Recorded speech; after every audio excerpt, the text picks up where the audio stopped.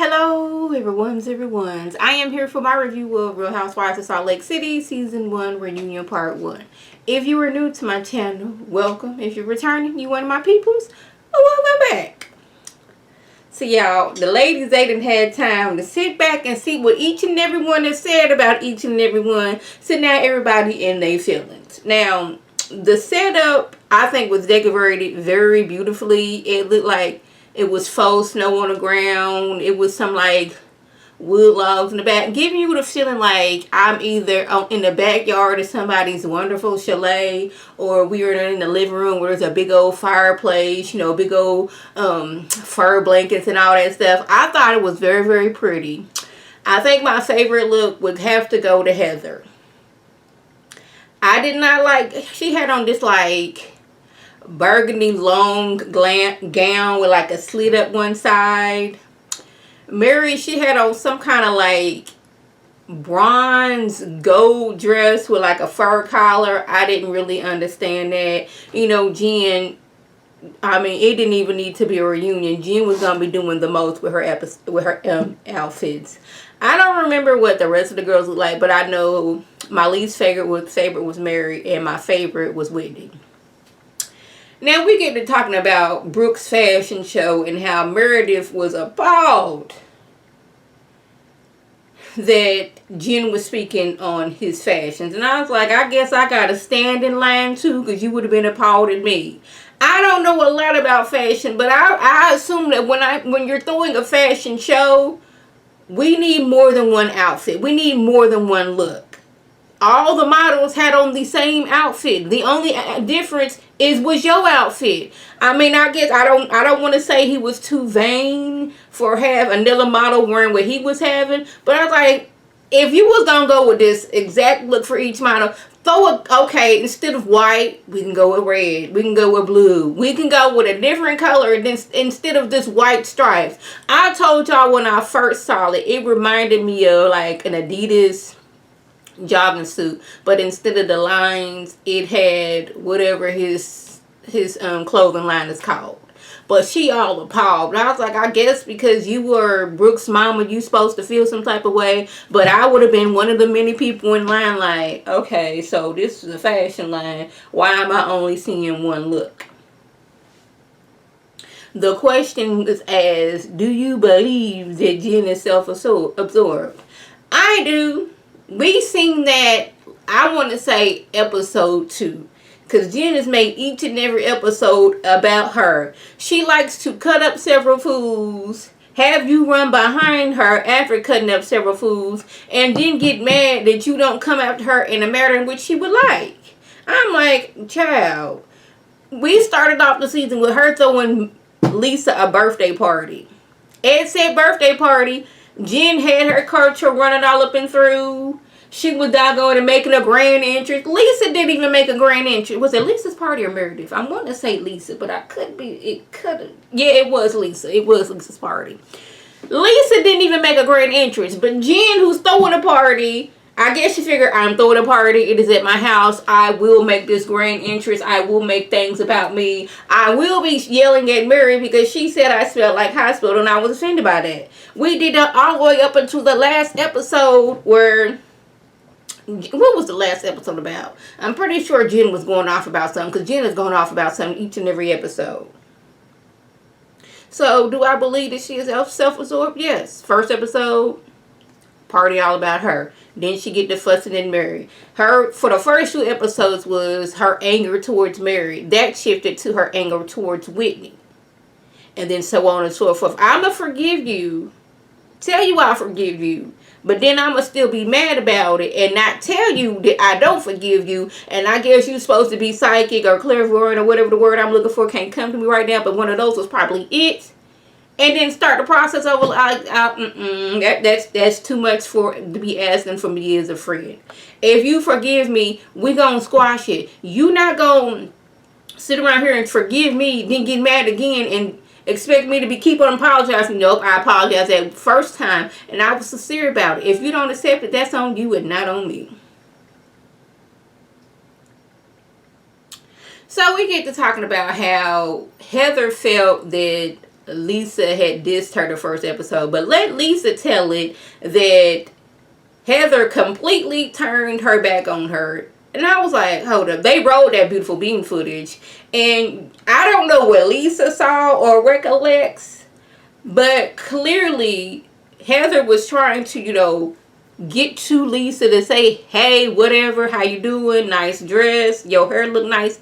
Something. But the only thing was Meredith and Brookes was between her. She was trying to get to Lisa. But by the time Lisa had made her way around, she had already was behind Heather. And I guess Heather was like, okay, so you not trying to say hi to me. Okay, that's cool. Because I seen the scene and I remember the scene. Meredith and Brookes was right here. Heather's right here. Lisa is somewhere behind Heather and Brookes. Nope. Rewind that. Meredith and Brookes is right here, facing Heather. Lisa is behind Meredith and Brookes.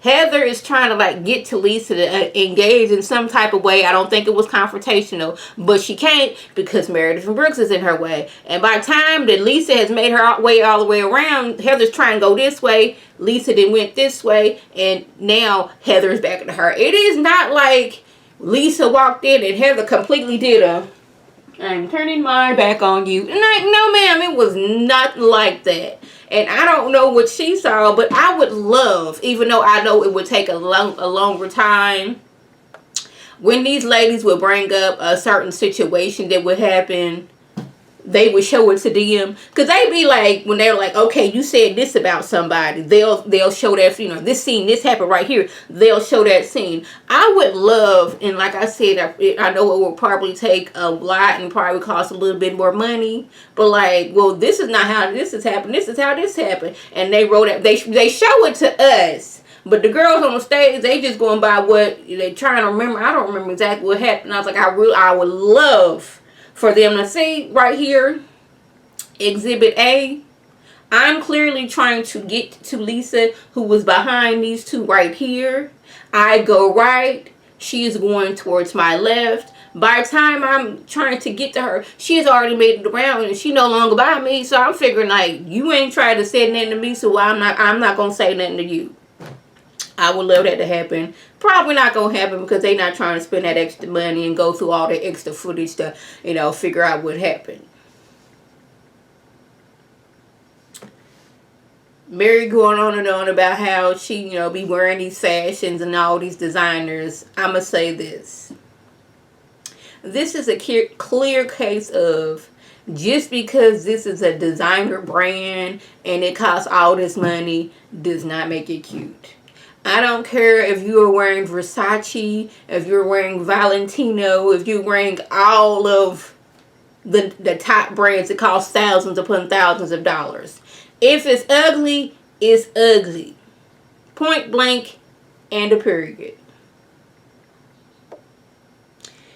Jen claiming she had nothing done on her body except she had a little bump on her nose when Omar was a baby and he headbutted her. So I'm like, I seen what was supposed to be pictures of Jen some years ago. That ain't the same face. You done had some type of work done, whether it was fillers, implants, because Jen and Heather, they on the same line of, they got this face that look like it really don't move like that for real. Like they done had so many fillers put in and, probably some implants, I don't know. But they face don't really move like it look like it should move. So they got this hardness about their face. But you can't tell me that she has only had a little bit work done on her nose right here. And that is it. So you telling me these cheekbones is your original cheekbones. Nothing added, nothing taken away, none of that stuff. And why does your face look so stiff and sharp? Now, I know I'm probably going to get some flack for saying this. But y'all remember that episode of SpongeBob when Squidward became handsome and he had this strong looking face? That's where things is going for me with Jen and Heather. Now, I like Heather. It's just that you look like whatever work you had done, it didn't soften your face. It made your face look like it don't really move like it should be moving.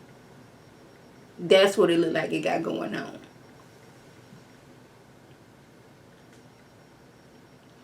Now, as far as Sharif not being home like that, there's like, Sharif is not even a head coach, so he should have some time to come home and be with you at least sometimes. But she says that the head coach gets to relax and put all the work on the assistant coach. That's why he is always gone. And I was like, I don't want to be putting this out here because it seems and it feels like their marriage was going down and they're just now getting back together. It don't seem like they love each other somewhat, or they do love each other, but it seemed like it has been strained at some point. And Jen did say that she got mad, I guess, after her father passed away. When Sharif came home, she doggone packed up all his stuff and told him to leave. And Sharif looked like the kind of person like, don't try me. You tell me to leave, I will leave. And then you'll be the one looking stupid. Because you was doing this because you mad. And now I'm doing this because I want to prove something to you and teach you a lesson about trying to kick me up out of my house. That's what it seemed like it got going on with them. Hopefully these two can go into some type of counseling together and work on whatever's going on with them. Jen, she needs separate counseling for herself to deal with her outbursts and her anger issues and her not really making sense, her rationale. If the doctors can help with that, I think that would be beneficial to her. Now, Mary made a statement, and I actually agree with her, because we talked about how Jen has treated Heather, and she's saying Heather is such a good friend, and Heather's like, yes, because that's what friends do. And she tells Heather, like, you can't say that's what friends do. You want to be friends with somebody who beats you down, never says sorry or care how you feel, and you gonna show up anyways? This is the type of friend you want. If you're friends with that person, they should show you the same respect, treat you the same way. Jen talk about maybe you should take your own advice. It's like, the thing is, I don't want to be your friend. Do you really understand that? I don't want to be your friend. She made it point blank and period. I don't want to be your friend, but I care for Heather, and I don't like the way you treat Heather. I agree. Heather didn't jump through hoops, did backflips and everything for for Jen. Jen, how many times has Jen stormed out at an event and Heather is the one going after her? The only time that she didn't go after her is when she put hands on her and you got all up in her cousin's face. But it's usually Jen, she popping off, yelling whatever she yelling, running to the car. Heather going there to make sure that her friend is all right. Lisa ain't doing it. She did it once. Meredith ain't running after her. Of course, Mary ain't going to run after her. Whitney like, you know what? I'm not dealing with this right now. It is Heather. And Mary basically told her that's not what a friend is. And I was like, dang, Mary got me agreeing with her. I guess Mary, she has her times, every once in a while to be making sense. Now Jen got me agreeing with her, because Meredith, I don't want to say she was upset with Jen, but she was basically letting Brookes lead how she felt, because she was cool with Jen. Jen came over and was, kicking her legs up in the air. Brookes felt some type of way with that, went to his mama. But the thing is, Meredith never relayed this information to Jen, so she going around like, not really curving Jen, but not telling her how she feels, and expecting Jen to know how she feels. Like, she canceled the slumber party they were supposed to have, saying that, I want to spend time with my kids, not saying, well, Brookes didn't like that you had your legs all up in the word. That my friend, okay, she said that she wanted to spend time with her kids, not they felt uncomfortable around you. But here's the thing. Had Brookes taken his tail to his room, he wouldn't have seen anything. Because this your mama's company. Now, granted, you live here too. But this your mama and daddy's house. Your mama got company over. Why are you sitting in the midst of what your mama and her friend got going on? You could have went to the movie. You could have went to the park. You could have went upstairs. You could have went anywhere. You wouldn't have seen anything had you not been sitting up under your mama and your mama's friend. See, the thing is, if the camera's on in his house, Brooke for sure, he gonna be on camera. So, the camera's at his house, I'm gonna be on camera. And then I'm gonna make a big deal out of Jen coming over and kicking her legs all up in the air. Yeah. See, I had to agree with Jen. Like, I didn't know that your kids felt uncomfortable. You never said anything to me. Brooks never said anything to me. So how am I supposed to know that they feel uncomfortable? You over canceling things and not telling me why. And I had to agree with her on that. Then they got to talk about Jen recorded Meredith smoking a cigarette. Now, the way that they was acting, you would have thought that Meredith was out here smoking crack or shooting up heroin. The way they was, you recorded me smoking a cigarette. Sure, every once in a while after I have a drink, I might want to have a cigarette. Baby, you are over the age of 18 years old and cigarettes are still legal. Don't know why, but they are. If you want to smoke a cigarette, you can smoke a cigarette. But the way you acting like you recorded me smoking a cigarette, you wasn't out here snorting cocaine. You wasn't smoking crack. You wasn't shooting up heroin. You wasn't doing crystal meth. You was smoking a cigarette. Why are you making this big deal about this? Lisa is misunderstood. Let her tell it. Then she blames Heather because she was acting up. I'm going to be mad at you, Heather, for my actions. And you talking about my actions and people seeing my actions. I'm mad at you now. I'm like, make it make sense, Lisa. Make it make sense. You have a little bit of Jen syndrome. You want to be on here acting all certain ways. We see you act all certain ways. And then you get mad at us because the viewers are seeing how you're acting and they're commenting on how you acted, but it's our fault. I know that didn't make no sense to any type of way, but that's how Jen and Lisa roll. She says that she is just very confident and she is being misunderstood. And Heather and Whitney feels, look here, we have no problem with people being confident about themselves. What we do have a problem with is people trying to make us feel or anybody else feel less than.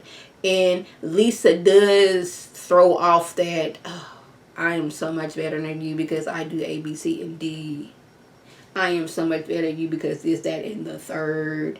She gives off that I am better than you. And then this whole situation, they brought up how she don't be answering her phones when she's working. Her kids know she's working. I was like, well, your kids are at an age that they know mommy's working, and if they calling, it's probably for a good reason.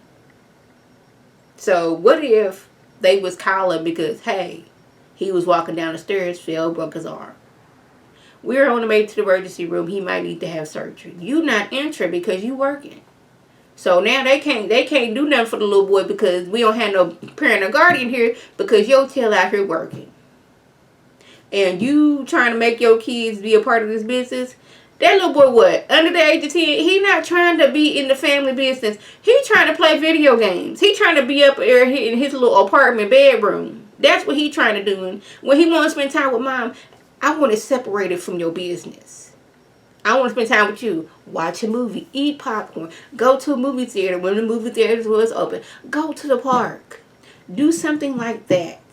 Not when we all together, we working on one of your business projects. No, ma'am. So, y'all, that was the gist. If I left anything out, by all means, leave a comment below. If you are new to my channel, welcome. Feel free to subscribe. It's free all day, every day, free 99. Make sure your notifications are on for my beautiful Facebook's video. You can click on it, you can like it, and share it with your people, and you can come over and be one of my peoples. If you're already one of my peoples, welcome back. Y'all know what to do. Tell your people to tell their people to come over and be one of my peoples by clicking that icon above. This is Lady T signing off. Have a good one.